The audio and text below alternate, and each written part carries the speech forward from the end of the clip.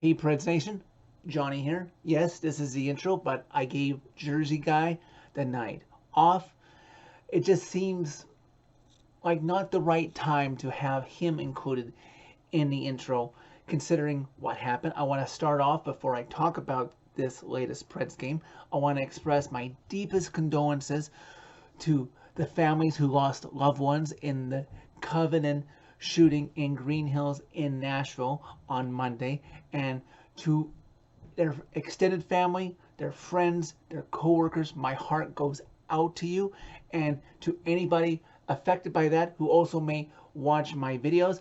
I hope that at least just for tonight, much like this Preds game, my video can serve as a distraction, if just for however long this video goes, to get your mind off of this tragic loss of life. Everybody's hands go up, way up, as the Nashville Predators somehow go into Boston, Massachusetts on Tuesday evening and defeat the Boston Bruins by a score of 2-1 inside TD Garden. On the back of a 35-save performance by one UC Saros and nearly $37 million sitting on the Preds injured reserve list, the Preds dug deep and they pulled out the win, and if just for one night they gave their city back home in Tennessee a little ray of sunshine. I can't blame you, Preds Nation, if coming into this game, remembering back to when the Bruins came into Nashville and they ran the town leading up to the game, the Preds were floundering, and they ran the arena in the game, basically made it Bruins of the South winning that game 5-0. I can't blame you if you thought that the Preds were going to get smoked by still the best team in the league. But in the first half of the first period, the Preds and Bruins both had power plays, both had chances, but neither able to score. And the Preds are playing pretty well. They're keeping up with the Bruins. Who knew that something that would happen in the latter part of the first period would come back to save the Preds by the end of the game? Because with Charlie McAvoy in the Bruins penalty box, the Preds are on the power play, but the Preds get a little sloppy, and the Bruins, who obviously are one of the best teams in the league, so they're known for shorthanded goals, get some energy and get a break. Bruins with energy, you've got Nosek, who's got Tyson Barrie on him, and Nosek is able to get the puck over to Carlo, and he dekes out Evangelista, but Evangelista is still on his feet as Carlo goes in. Saros makes the initial save as the puck goes up and over his body, and Evangelista is right there in a nick of time to pull the puck off of the goal line, preventing it from going in. Amazingly, this game is still scoreless, and hey, I got stuck with the Bruins call of this game up here in Canada, and I will give credit where credit is due. It's kind of like Haley's Comet. Bruins broadcaster Jack Edwards actually said, despite the Bruins fans booing it not being a goal, Jack Edwards was not being biased. He actually said on the Bruins broadcast it wasn't a goal. Wow! Preds would then get a 5-on-3 for their effort. Couldn't score on either power play ultimately. The first period comes to an end, and impressively, on the road, the Preds with a slight edge in shots, 10-8, despite this game being scoreless. Early in the second period, the Preds take another penalty, the Bruins being a little lackadaisical in their own zone, and feisty, hungry Cole Smith, hint that's not the last time we'd hear from him in this game, steals the puck and nearly catches Omar, who is net for the Bruins, off guard and putting the Preds ahead, but this game is still somehow scoreless. We reached the halfway point of the second period, and man, if the Preds were in a playoff spot right now, you could call this a heavyweight fight. The shots were pretty even up until then, even though the Bruins would start taking control later. And yeah, you know, I can't remember the last time the Bruins and the Preds played a game that this close. And in the moment, I honestly thought the longer this game remains scoreless, the more advantageous that is to the Preds, because they're frustrating the Bruins. The Bruins think that the Preds are going to be taken lightly, but no. The Preds are playing differently tonight. They're playing for the Volunteer State and the people of Middle Tennessee. Little after the halfway point of the second period, Luke Evangelista, fresh off of saving the puck from going in the first period, he comes close to nearly giving the Preds the lead, but Linus Ullmark makes an amazing save. And finally, just under 2 minutes left to go in the second period, the Preds would finally break through. Ryan McDonagh gets the puck from the blue line and he takes a shot on net. Cody Glass on the way there gets a tip on it and it rebounds off of Allmark back out to Cody Glass. He corrals it, turns around and fires it. He beats Linus Allmark. The Preds have finally breaking through his 12th goal of the season.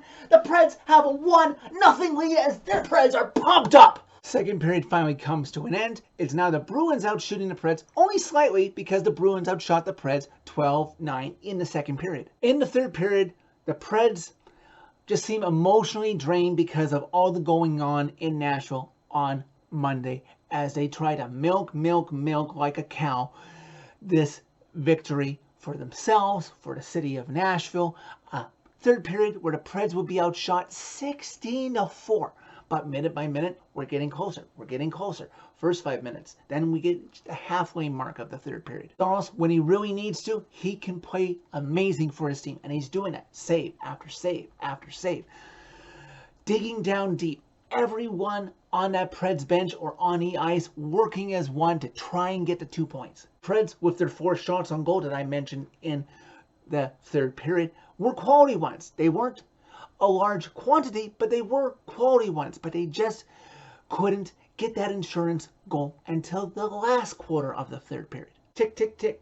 Clock is ticking. Under 2 minutes, Bruins finally pull Linus Allmark for the man advantage of 6-on-5, trying to get that tying goal. You think the Bruins, far and away the best team in the league, can tie this game and disappoint the Preds and get the 2 points after all. Finally, with about 80 seconds left to go, Jeremy Lauzon, all the way in his own defensive zone, way at the back near his net, gets the clear. Cole Smith, of all people, Cole Smith gets a deflection on it, and it directs 180 feet into the empty Bruins cage. The Preds are going to win this one.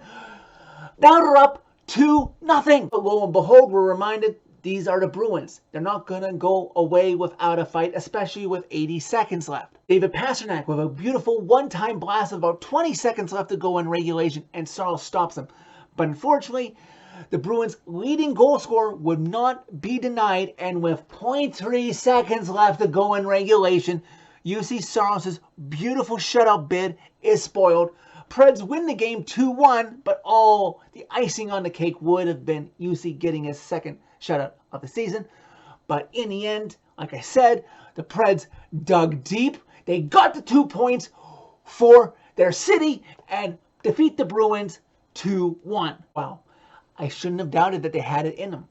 It's just something, whether it's football, baseball, basketball, or hockey, in the last 20, 30 years, when a personal tragedy happens to a single player or to a team's city or somebody associated with a team, almost every single time that team finds a way to, if not go on a run, at least for the first couple games after the unfortunate tragedy happens, that team somehow finds a way to win. I should have not doubted that the Preds would get it done in Boston. It's amazing what can truly take place when you feel the pain your city is feeling. I don't know what the second game of this road trip in Pittsburgh on Thursday has in store for this team or the fan base, or what happens in the remaining 9 games, including Thursday down the stretch, as this is game 73. I don't know what is in store for the Preds. All I ask, and I know they're thinking it too, when they come back home on Saturday versus St. Louis, get the 2 points in that game too, please. So that is it for this video. Thank you very much for watching. As always, click like if you like this video. Click subscribe if you really like it. You can find my social media by clicking on the channel name. Tell all your friends about Redemption. And to Evelyn Dykehouse, Mike Hill, Catherine Coos, Hallie Scruggs, Cynthia Peak, and William Kinney, rest in peace.